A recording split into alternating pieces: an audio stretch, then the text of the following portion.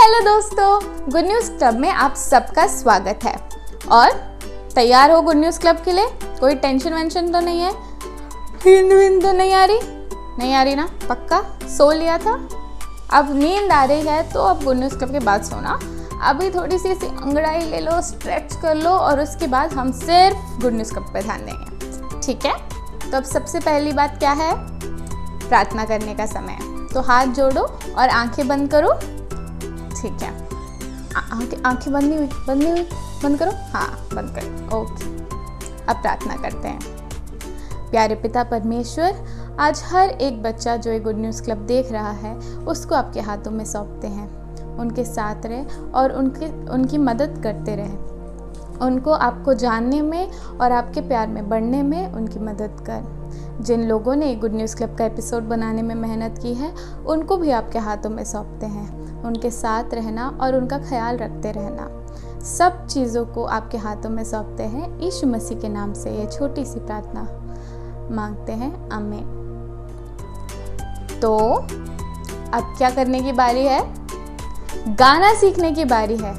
पर पता है आज का गाना ना हिंदी नहीं है, आज कुछ अलग भाषा में है। उसका हमने इंग्लिश भी रखा है, तो जब नीचे लिरिक्स आए तो ध्यान से देखना ताकि आप उस गाने को भी अच्छे से हमारे साथ गा सकें। तो जाके देखते हैं आज कौन सा गाना सीख रहे हैं।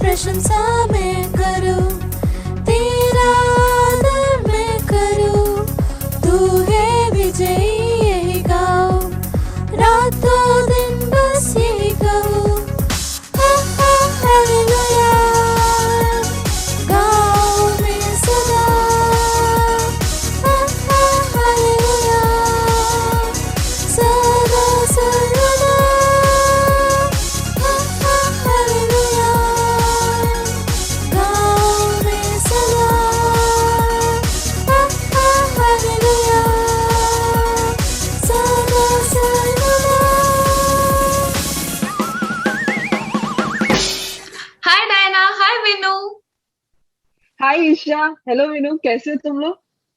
मैं तो बढ़िया हूँ दीदी हूँ। और ईशा दीदी, आपने अपने दोस्तों को साहसी बनकर यीशु के बारे में बताया? अरे हाँ, तुम्हें पता है परमेश्वर ने मुझे इतना साहस दिया कि मैं अपने दोस्त को यीशु के बारे में बता पाऊं। और पता है अच्छा ही हुआ, क्योंकि जब मैंने इसे यीशु के बारे में बताया वो इतनी खुश हो गई ये जानकर कि वहाँ कोई है जो उसकी मदद करेगा, जो उसके साथ रहेगा, जो उससे बहुत प्यार करता है। और उसने यीशु मसीह को अपने दिल में बुला लिया। वाह ईशा, पिछले वीक तुमसे इंस्पायर होके मैंने और वीनू ने भी यही डिसाइड किया कि हम अपने दोस्तों को यीशु और उनके अनंत जीवन के बारे में बताएंगे। हाँ दीदी, मैं अपने दोस्तों से कल ही मिला और मैंने उनको यीशु के बारे में बताना चाहा, लेकिन जब भी मैं कुछ बोलने जाता हूँ तो वो लोग अलग अलग चीजों के बारे में बात करने लग जाते हैं। जैसे आज का क्या मैच हुआ, या फिर आने वाला कौन सा मैच है, या फिर कोई नया वीडियो आया है, या कोई नया ट्रेंड चल रहा है। तो ऐसे में उनको ये सुसमाचार कैसे बताया जाए? पता है वेनु, जब भी हम यीशु मसीह के बारे में किसी को बताने की कोशिश करते हैं तो हमें थोड़ा डर, थोड़ी घबराहट तो होती ही है। पिछली बार मुझे ही देख लो, मैं कितनी डरी हुई थी, तुम लोग को याद है ना? कि कहीं वो गलत तरीके से ना ले ले, वो मेरी बातों को गलत ना समझ ले, कहीं मैं जो कहना चाह रही हूँ वो समझ ना पाए। तो ये सारे सवाल तो हमारे दिमाग में आते ही हैं। पर हमें ये याद रखना है कि हम उन्हें किसके बारे में बता रहे हैं। हम उन्हें परमेश्वर के बारे में बता रहे हैं। वो परमेश्वर जो हमें अनंत जीवन देता है, वो परमेश्वर जो हमसे बहुत प्यार करता है, वो परमेश्वर जिसके लिए कुछ भी असंभव नहीं है। तो जो परमेश्वर हमारे डर और सवालों और हमारे कठिनाइयों से इतना ऊपर है, उस परमेश्वर के बारे में बताने से डर कैसा। ईशा एकदम सही कह रहे हो वीनू। और आज का हमारे गुड न्यूज क्लब का वर्ड अप भी तो यही है, परमेश्वर का सामर्थ्य अद्भुत है। अब अगली बार जब तुम अपने दोस्तों को यीशु और उनके द्वारा अनंत जीवन के बारे में बताओगे, तब याद रखना कि प्रभु का सामर्थ्य जो कि सबसे ऊपर है वो तुम्हारे साथ है, और इससे तुम्हें कोई संकोच नहीं होगी। आप लोगों ने एकदम सही कहा दीदी। मैं जिसके बारे में उनको बताना चाहता हूँ, मेरा परमेश्वर वो अद्भुत है और उनसे ऊपर कोई नहीं, तो कैसा संकोच। थैंक यू दीदी लोग। चलो अब आज का क्लब अटेंड करते हैं। बाय। चलो ठीक है, ओके बाय बाय। बच्चों, कुछ बातें जो जीवन में होती है हमें आनंद देती है, और कुछ बातें मुश्किल होती है और हमें उदास करती है या भयभीत करती है। हमारे आज के पाठ में पौलुस कुछ मुश्किल बातों का सामना करता है। आइए हम देखेंगे उनके साथ क्या हुआ। पौलुस अपनी दूसरी मिशनरी यात्रा शुरू किया। मिशनरी एक ऐसा व्यक्ति होता है जो दूसरों को यीशु के विषय में बताते हुए अपना जीवन बिताता है। इस समय पौलुस ने सीलास को अपने साथ लेने का निर्णय लिया। वो लुस्त्रा गए और उन विश्वासियों को प्रोत्साहित करने के लिए जिन्हें पौलुस ने अपनी पहली मिशनरी यात्रा में मिला था। पौलुस और सीलास ने दूसरों को भी यीशु के विषय में सुसमाचार सुनाने से लज्जित नहीं होते थे, जैसे कि हमारा मुखाकृत पद में पहले सीखा था, रोमियो 1:16, क्योंकि मैं सुसमाचार से नहीं लज्जाता। जब पौलुस और सीलास इधर उधर यात्रा करते सुसमाचार सुनाते थे और अधिक से अधिक लोग प्रतिदिन यीशु पर विश्वास करते थे और कलीसिया बढ़ती थी। लुस्त्रा में पौलुस तीमुथियुस से मिला, एक जवान व्यक्ति जिसे सभी विश्वासी पसंद करते थे और सेवकाई में बहुत अच्छा था। तीमुथियुस भी पौलुस और सीलास के साथ उनकी मिशनरी यात्रा में शामिल हो गया। ये 3 मिशनरी समंदर के रास्ते फिलिप्पी को गए। फिलिप्पी मकदूनिया का एक मुख्य शहर था। वहाँ उन्होंने सिखाया कि यीशु उनके पापों से बचाने के लिए मारा गया और फिर जीवित हुआ। परंतु पौलुस ने इस संदेश का प्रचार एक चर्च में नहीं किया, उसने बाहर प्रचार किया। 3 मिशनरी मसीहियों के साथ नदी के किनारे आराधना और प्रार्थना कर रहे थे। वो नहीं जानते थे कि मुसीबत निकट ही है। वहाँ एक गुलाम लड़की थी जो दुष्ट आत्मा से भरी हुई थी। बाइबल बताती है कि वो भविष्य बताने वाली थी। दुष्ट आत्मा ने उसे इसमें सक्षम किया था कि वह लोगों को उनके जीवनों के भेद बताए कि उनके साथ भविष्य क्या होने वाली थी। उसके मालिक धनी हो गए थे क्योंकि लोग उसके साथ बातें करने के लिए पैसा देते थे। परमेश्वर अपने वचन में हमें बताते हैं कि इस प्रकार दुष्ट आत्मा के द्वारा भविष्य बताना, जादू टोना करना, ये सब बुराई है। प्रतिदिन वो लड़की पौलुस और सीलास के पीछे उनके विषय में बातें बोलते हुए जाती थी। वो इस प्रकार चिल्लाती थी। प्रेरितों के काम 16:17 में लिखा है, मैं पढ़ के सुनाता हूँ। प्रेरितों के काम 16 और उसका 17वें पद में लिखा है, वो पौलुस के और हमारे पीछे आकर चिल्लाने लगी, ये मनुष्य परम प्रधान परमेश्वर के दास है जो हमें उद्धार के मार्ग की कथा सुनाते हैं। वाह, ये जो वो उनके विषय में बोलती थी वो सत्य था, लेकिन ये पौलुस को परेशान करता था क्योंकि वो जानता था कि दुष्ट आत्मा उसमें से बोल रहा था। बहुत दिनों के पश्चात पौलुस पीछे मुड़ा और उसके भीतर के दुष्ट आत्मा को कहा, मैं तुझे यीशु के नाम से हुक्म देता हूं कि उसमें से बाहर आ जा। उसी क्षण दुष्ट आत्मा लड़की को छोड़कर चला गया। आपको क्या लगता है कि लड़की के मालिकों ने क्या महसूस किया होगा? अब वो उसे पैसा कमाने के लिए इस्तेमाल नहीं कर सकते। वो बहुत क्रोधित है। क्या आप क्रोधित होता है? कभी कभी गुस्सा होता है? कैसे हो उस समय? वो शीघ्र ही पौलुस और सीलास को घसीट कर बाजार में ले गए ताकि उन्हें नगर के शासकों के सामने लेकर जाएं। वो चिल्लाए, ये मनुष्य हमारे शहर का विनाश कर रहे हैं, ये वो बातें सिखा रहे हैं कि जो रोमी कानून के विपरीत है। शासकों ने क्रोधित लोगों की बात सुनी क्योंकि वो बहुत भीड़ जमा हुई थी। शासक भी क्रोधित हुए और चिल्लाए कि पौलुस और सीलास को पिटाई करना चाहिए। उन्हें बेतों से मारा गया जिसके कारण उनके शरीर में दर्दनाक जख्म हो गए थे। फिर उन्हें जेल में डाला गया। पौलुस और सीलास बैठे थे और उनकी पीठ से लहू बह रहा था। उनके पैर लकड़ियों में बांधे हुए थे और आसपास अंधेरा ही अंधेरा। लेकिन पौलुस और सीलास को मालूम था कि परमेश्वर ने उन्हें इस नगर में भेजा था और वह उसके लिए ही साक्षी दे रहे थे। अब उनके साथ क्रूरतापूर्वक व्यवहार किया गया था। क्या पौलुस और सीलास गुड़गुड़ाए और उन्होंने शिकायत की? बिल्कुल नहीं। वो जानते थे कि परमेश्वर पवित्र आत्मा उनके साथ है और वो उनकी सहायता करेंगे।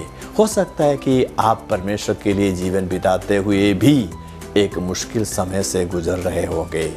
यदि आप यीशु को अपना उद्धारकर्ता मानते हैं, परमेश्वर पवित्र आत्मा आपके साथ है और मुश्किल समयों में भी आपकी सहायता करेगा। मेरे साथ बोलो, परमेश्वर की सामर्थ अद्भुत है। हो सकता है कि आप उदास, क्रोधित या भयभीत महसूस करते होंगे क्योंकि आपके जीवन में कुछ बुरा हुआ है। हो सकता है आप चिंतित हो क्योंकि आपका कोई प्रिय मित्र बीमार है। हो सकता है कि आप उदास हो क्योंकि कोई भी आपके साथ दोस्ती करना नहीं चाहते हैं, या आप उदास होंगे क्योंकि आपके मम्मी और पापा के बीच में हमेशा लड़ाई होते हुए आप देखते हैं। क्या आप जानते हैं कि जब आपने प्रभु यीशु मसीह पर विश्वास किया तब से ही पवित्र आत्मा आपकी सहायता के लिए आपके साथ है। यूहन्ना 14 और इसका 26 में लिखा है, मैं पढ़ के सुनाना चाहता हूँ।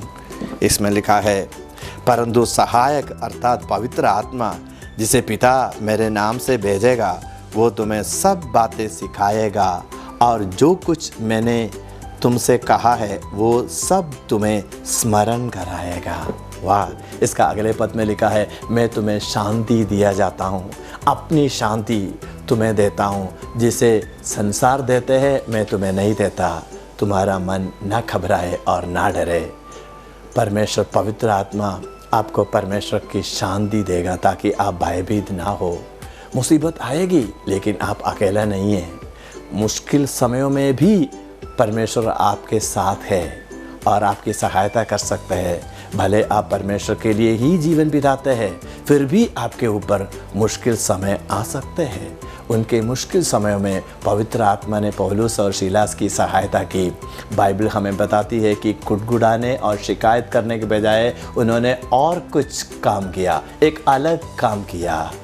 और बाइबल बताते हैं पौलुस और सीलास ने प्रार्थना की और परमेश्वर का गीत गान किया, गीत गाया। ये वो जानकर आनंद थे कि जेल में भी परमेश्वर उनके साथ है। उदास या भयभीत या क्रोधित होने के बजाय उन्होंने शांति और आनंद था उन्हें। और जब पौलुस और सीलास परमेश्वर की स्तुति कर रहे थे, दूसरे कैदी उन्हें सुन रहे थे। अचानक एक अद्भुत कार्य हुआ वहाँ पे। और प्रेरितों के काम 16:26 में इसमें लिखा है, मैं पढ़ के सुनाना चाहता हूँ, ध्यान से सुनिएगा। प्रेरितों के काम 16:26 में लिखा है, इतने में एकाएक बड़ा भूकंप आए और यहाँ तक कि बंदीगृह के नींव हिल गए और तुरंत सब द्वार खुल गए और सबके बंधन खुल पड़े। वाह! कुछ ही क्षणों में सब कुछ बदल गया। एक बड़े भूकंप ने कारागार या जेल को हिला दिया। क्या आपको कभी भूकंप महसूस हुआ? पूरे बिल्डिंग हिल रहा है, पूरे बिल्डिंग ऐसा ऐसा हिल रहा है। भूकंप डरावने हो सकता है, लेकिन इस भूकंप के द्वारा परमेश्वर ने अपनी योजना को पूरा करने के लिए अपने सामर्थ्य को प्रकट कर रहा था। भूकंप ने इतना जोर से झटका दिया कि जेल के सभी द्वार खुल गए। मेरे साथ बोलो, परमेश्वर की सामर्थ्य अद्भुत है। अब पौलुस और सीलास भाग सकते थे, परंतु क्या उन्होंने ऐसा किया होगा? अगर आप क्या करते यदि आप पौलुस और सीलास के जगह पे होते हैं? भागो भागो, दरवाजे सब खुल गए, भागो भागो। लेकिन उन लोगों ने ऐसा नहीं किए। भूकंप के कारण हुए गड़बड़ ने कारापाल या जेलर को जगा दिया। जब उसने जेल के द्वार खुले देखे तो वो भयभीत हो गया। ओ नहीं, यदि उसके कैदी भाग जाते तो उसे मृत्यु दंड दिया जा सकता था। भयभीत कारापाल इतना घबरा गया था कि उसने अपने तलवार निकाली और स्वयं को मारने वाला था। रुको, स्वयं को मत मारो, हम सभी यहाँ पे हैं। आप क्या सोचते हैं, कौन ऐसा चिल्लाया होगा? पौलुस। भागने के बजाय में सभी कैदी जेल में ही रुके रहे। वो भाग सकते थे, लेकिन पौलुस और सीलास जानते थे कि परमेश्वर के पास एक बढ़िया या बेहतर योजना है। कारापाल भय से कांप रहा था और पौलुस और सीलास को सामने गिर गया। शीघ्रता से वो उन्हें बाहर लेके आया। वो कितना तृप्त और आभारी होगा। पौलुस और सीलास ने उसका जीवन बचाया। कारापाल इस परमेश्वर के विषय में जानना चाहता था, जिसने इन मनुष्यों को मुश्किल समय में भी आनंद और शांति दी। आप भी अपने मुश्किल समयों में आनंद और शांति पा सकते हैं यदि आप यीशु को अपने उद्धारकर्ता मानते हैं। परमेश्वर पवित्र आत्मा आपके साथ है और मुश्किल समयों में आपकी सहायता करेगा। वो आपको शांति दे सकता है। शांति वो है जो आप आनंदपूर्ण और आराम महसूस करते हो, भले आपके आसपास सब कुछ अच्छा नहीं हो रहा हो। अब आप परेशान होते हैं या उदास होते हैं, याद रखना तब परमेश्वर आपको आनंद और शांति दे सकते हैं। आपकी परिस्थिति मुश्किल हो सकती है, लेकिन आप अकेला नहीं हैं। यदि आपको कोई समस्या है तो एक ऐसा दोस्त को बताएं जिस पर आपको भरोसा है, ताकि वो आपकी सहायता कर पाए। जब पवित्र आत्मा आपको दिलासा देता है कि और आपकी सहायता करता है, तब आप आनंद और शांति पा सकते हैं। यीशु ने कहा, यूहन्ना 16:27 में लिखा है, मैं तुम्हें शांति दिए जाता हूँ, अपनी शांति तुम्हें देता हूँ। जैसे संसार देता है मैं तुम्हें नहीं देता।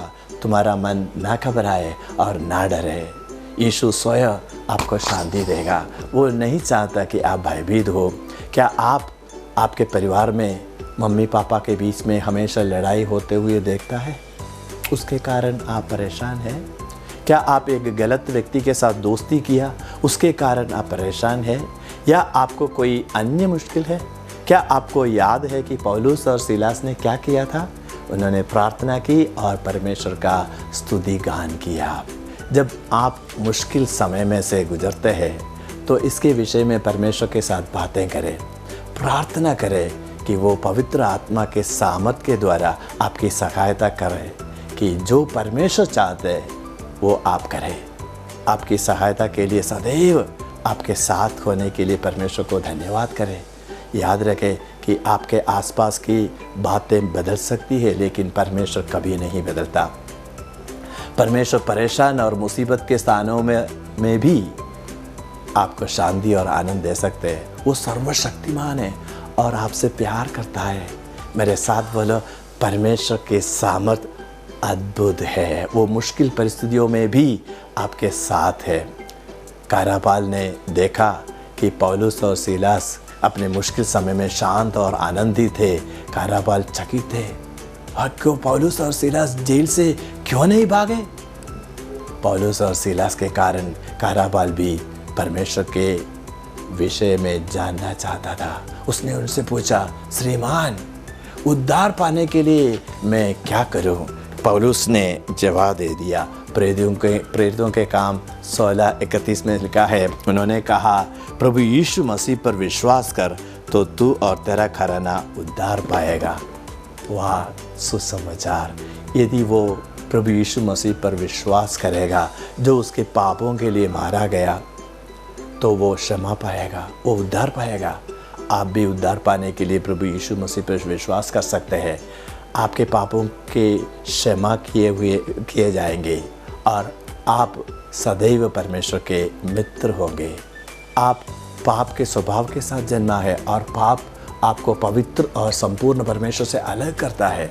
बाइबल हमें बताती है कि सब ने पाप किया, इसका अर्थ है मैंने, आपने, हम सब ने गलत काम किए। इसको परमेश्वर कहता है पाप। क्या आप ऐसे बातों को विषय में सोच सकते हैं जो लड़के और लड़कियां करते हैं? कभी कभी खेल के समय में गुस्सा होकर दोस्तों के साथ लड़ाई करते हैं। कभी कभी पापा मम्मी पूछते हैं, बेटा कोई होमवर्क है क्या? आपको तो टीवी देखना है। सो आप बोलते हैं नहीं, कोई होमवर्क नहीं है। झूठ बोलते हैं, पाप है। बाइबल बताती है कि रोमियो 6:23 में लिखा है, क्योंकि पाप की मजदूरी तो मृत्यु है, परंतु परमेश्वर का वरदान हमारे प्रभु यीशु मसीह में आनंद जीवन है। बाइबल बताते हैं कि पाप का मजदूरी या मतलब पाप का दंड मृत्यु है, परमेश्वर की भलाई से हमेशा के लिए जुदाई। लेकिन परमेश्वर नहीं चाहते कि आप हमेशा के लिए उससे जुदा हो, इसलिए उसने आपके पापों के क्षमा के लिए एक मार्ग निकाला। वो यीशु के द्वारा आनंद जीवन का उपहार आपको देना चाहते हैं। जब परमेश्वर का पुत्र यीशु पृथ्वी पर आया तो उसने एक संपूर्ण जीवन बिताया और आप पाप का दंड उठाने के लिए सलीब पर, क्रूस पर मारा गया। इब्रानियों 9:22 में लिखा है, और बिना लहू बहाए पाप क्षमा नहीं होती। बिना लहू बहाए पाप क्षमा नहीं होती। यीशु अपना लहू एक भुगतान के रूप में दिया जो परमेश्वर आपके पापों के लिए चाहता था। फिर तीसरे दिन परमेश्वर ने यीशु को मृत्यु में से जिंदा कर दिया, जीवित किया। अब यीशु स्वर्ग में राज्य कर रहा है। यदि आप यीशु पर विश्वास करते हैं कि मात्र वो ही आपको पाप से उद्धार दे सकता है, तो आप उद्धार पाएंगे। पौलुस ने कारापाल या जेलर को बताया कि यदि वह यीशु पर विश्वास करेगा तो वो उद्धार पाएगा। कारापाल ने विश्वास किया, वो कितना आनंदित होगा। उनके पापों का क्षमा हो गया, एक परिवर्तन हो गया। एक मनुष्य जो पौलुस और सीलास को कारागार में रखने वाला था, वो उन्हें अपने घर लेकर गया और वहाँ उन्होंने यीशु के सुसमाचार उसके परिवार को भी सुनाया, तो उसके परिवार ने भी विश्वास किया। फिर कारापाल और उसके परिवार ने यीशु पर अपने विश्वास को प्रकट करने के लिए बपतिस्मा लेने का कहा। वाह! परमेश्वर ने पौलुस और सीलास के मुश्किल अनुभव को आनंद और विजय में बदल दिया, क्योंकि कारापाल और उसके परिवार ने सुसमाचार को ग्रहण किया। अगले दिन पौलुस और सीलास को शासकों के द्वारा स्वतंत्र कर दिया गया, क्योंकि परमेश्वर ने उन्हें इस मुश्किल समय में से जाने दिया। कारापाल और उसके परिवार ने उद्धार पाया।